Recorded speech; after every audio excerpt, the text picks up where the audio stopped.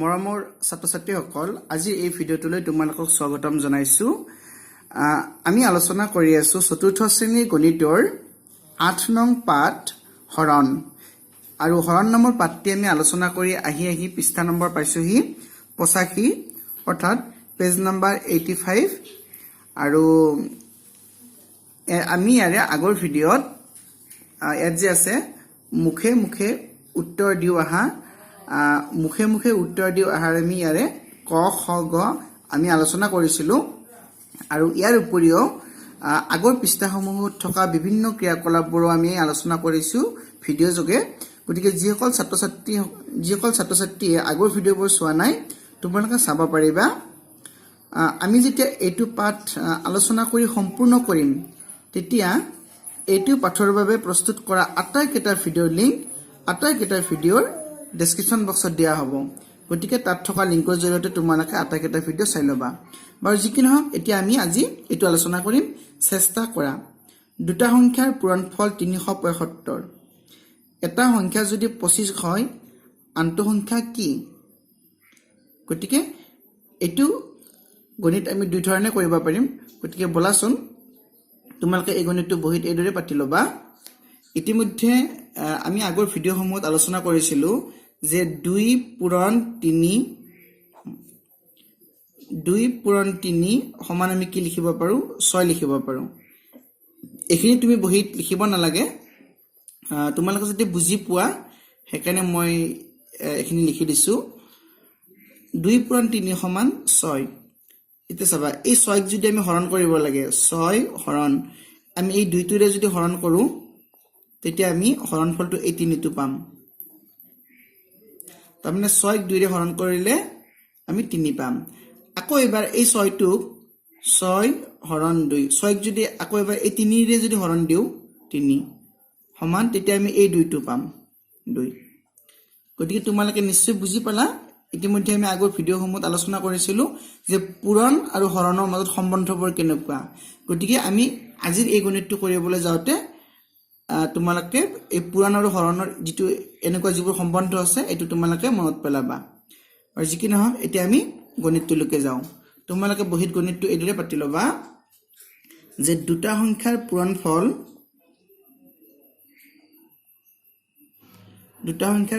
সমান কিমান 375।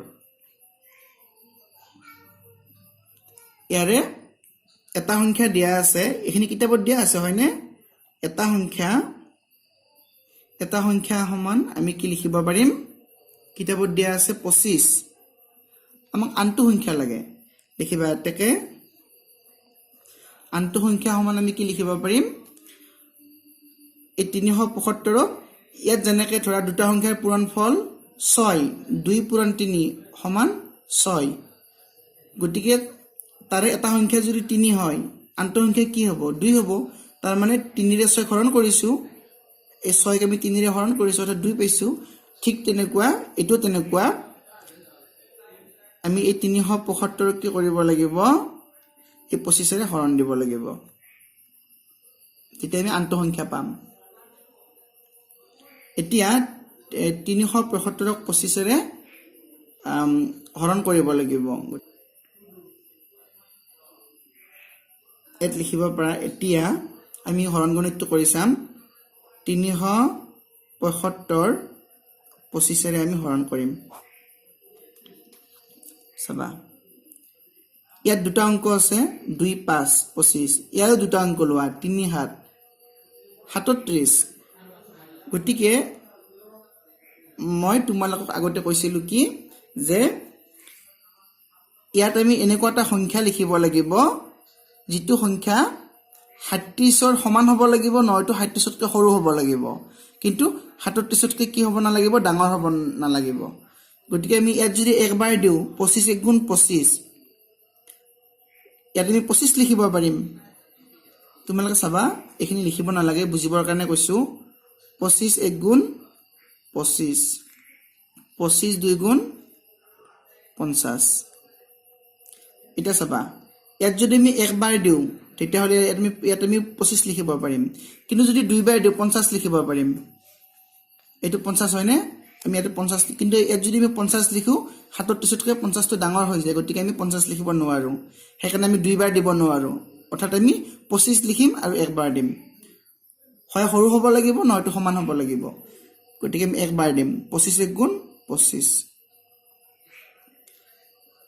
এতিয়া তুমি এটো 25 টো বিয়োগ কৰি দিয়া 37 ৰ পৰা 25 টো বিয়োগ কৰি দিয়া 7 ৰ পৰা 5 গলে কিমান 2 আৰু 3 ৰ পৰা 2 গলে 1 আৰু এই 5 টো যে আছে এই 5 টো তুমি এই তললৈকে নমাই আনা কিমান পালো 125 পালো এটা 125ক 25 ৰে হৰণ কৰিলে কেইবাৰ যায় তোমালোকে জানা 5 বাৰ যায় কাৰণ 25 5 গুণ 125 হয়নে তোমালোকে এটো কৰি চাব পাৰা আমি 25 দুগুণ পালো 25 3 গুণ কিমান পাম 75 আকৌ 25 4 গুণ কিমান পাম মানে 25 25 তুমি আগবাঢ়ি যোৱা তাৰপিছত 25 5 গুণ কিমান পাম 125 হয়নে সেইকাৰণে আমি লিখিলো 25 5 গুণ 125 লিখিম 25 ৰে 125ক 5 বাৰ যাব 25 5 গুণ 125 এতিয়া 125 ৰ পৰা 125 বিয়োগ কৰিলে কিমান হ'ব 0 হ'ব গতিকে এই 375ক আমি 25 ৰে হৰণ কৰি কিমান পালো আমি হৰণটো এদৰে কৰিলো হৰণ কৰি আমি কি পালো এই 15 পালো তোমালোকে এত লিখিব পাৰা এতেকে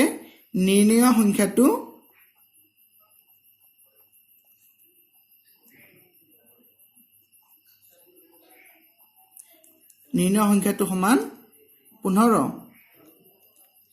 এই হল উত্তৰ গতিকে তোমালোকে গণিতটো এদৰে কৰিব পাৰিবা ইয়াত সমাধান বুলি লিখিবা তাৰমানে আমি গণিতটো সমাধান কৰিলো ইয়াত সমাধান বুলি লিখিবা ওপৰত আৰু গণিতটো এদৰে কৰিবা যে দুটা সংখ্যাৰ পূৰণফল সমান 375 এটা সংখ্যা 25 আনটো সংখ্যা 375 হৰণ 25 এতিয়া আমি এই 25 ৰে 375ক আমি কিদৰে হৰণ কৰিছো চোৱা 15 বাৰ গল শেষত ভাগফল 15 পালো গতিকে নিৰ্ণয় সংখ্যাটো 15 নতুবা তোমালোকে আৰু এই ধৰণৰ কৰিব পাৰিবা মই হিপিঠিত কৰি দিছো চাবা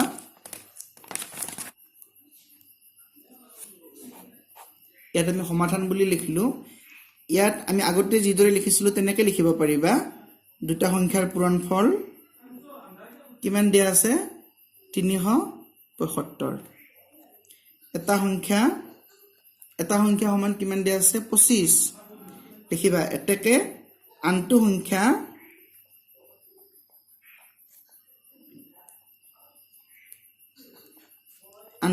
কিমান পাম 375 হৰণ 25 এখিনি আগৰটো নিচিনা আমি একে লিখিছো হয়নে এতিয়া তোমালোকে 375ক 25 ৰে হৰণ কৰিলে কেইবাৰ যাব তোমালোকে ইয়াতে ডাইৰেক্ট লিখি দিবা যেনেকুৱা তোমালোকে 25ৰ ঘৰৰ নেউতাখন তোমালোকে ইয়াতে লিখি লবা তোমালোকে বুজিবৰ কাৰণে মই লিখিছো চাবা 25 পূৰণ 1 সমান 25 25 পূৰণ 2 সমান আমি কিমান পাম 50 তোমালোকে এই পূৰণৰ ঘৰৰ নেউতাখন লিখিব নালাগে তোমালোকে যদি বুজি পোৱা হেকাৰণে মই লিখিছো তাৰপাছত 25 পূৰণ 3 সমান আমি 25 3 গুণ কিমান পাম 75 অৰ্থাৎ 25 25 তুমি আগবাঢ়ি যোৱা 25 পূৰণ 4 সমান 100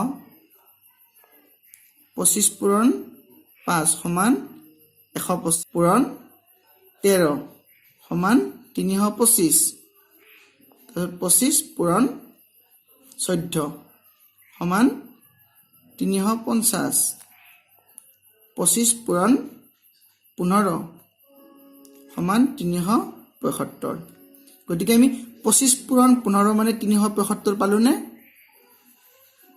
অৰ্থাৎ আমি যেটো এখিনি পালো 25 পূৰণ 15 সমান 375 তাৰমানে আমি এটো এদৰে লিখিব পাৰো এই 375ক যদি আমি এই 25 ৰে যদি হৰণ দিও তেতিয়া আমি এই 15 টো পাম ইতিমধ্যে আমি আগত আলোচনা কৰিছিলো হয়নে সমান এই 15 টো পাম গতিকে 375ক 25 ৰে হৰণ কৰিলে 15 পায় এত লিখিবা এটো মানে পূৰণ আৰু হৰণৰ সম্বন্ধৰ পৰা গতিকে আমি ইয়াত কি লিখিব পাৰিম 375 হৰণ 25 মানে 15 লিখিব পাৰিম এটো আনসাৰ ছাত্ৰ ছাত্ৰীসকল আমি এইটো গণিত দুই ধৰণে কৰিলো তোমালোকে প্ৰথমতে যে আমি যি ধৰণে কৰিলো তোমালোকে তেনেকুৱাকৈ কৰিবলৈ চেষ্টা কৰিবা ঠিক আছে বাৰু যিসকল ছাত্ৰ ছাত্ৰীয়ে আজিৰ এই ভিডিওটো নতুনকৈ চাইছা তোমালোকে চেনেলটো সাবস্ক্ৰাইব কৰিবা যাতে আগলৈও এনেকুৱা ধৰণৰ ভিডিওবোৰ পাই থাকা আৰু আমি পৰৱৰ্তী ভিডিওত ইয়াত যে আছে 5ৰে হৰণযোৱা সংখ্যাবোৰ আমি ক খ গ ঘ আমি এইবিলাক আলোচনা কৰিম এটা ভিডিওটো চোৱাৰ বাবে ধন্যবাদ